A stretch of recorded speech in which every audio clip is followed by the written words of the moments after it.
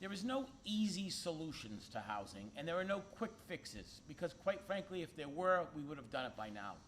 It's going to require an all-hands-on effort, and that effort comes led by a federal delegation.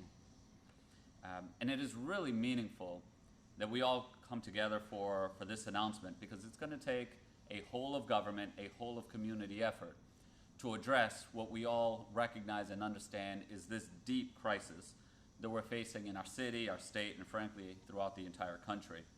I also want to touch on another side of this crisis that's going to the heart of who we are as a city. You know, with the exorbitant cost of housing, both on the ownership and rental side, we're seeing the nature, the character, and the identity of our city changing right before our eyes.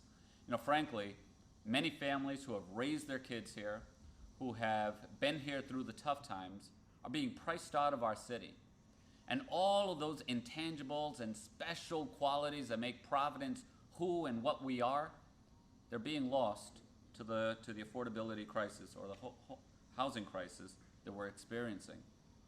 In fact, if I had to be honest, a family like mine today probably could not afford to live and exist here in the city of Providence, and that's a problem.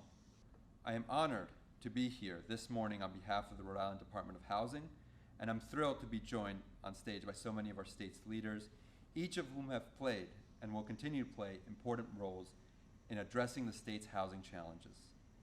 Working alongside Governor McKee and our many partners, my office is turning the tide through a blueprint to build, fix, and stabilize housing for all Rhode Islanders.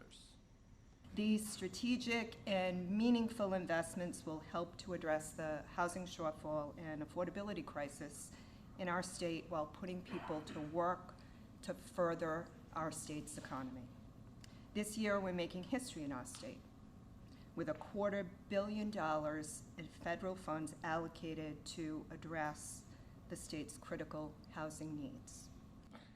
You know, these guys live in a bedroom. So if you could all imagine, just for a minute, picture your smallest room in your house and then live in it. And there's no bathroom, there's no sink, it's just a room. And over time, you don't want to stay in that room anymore. That leads you to, well, let's go outside.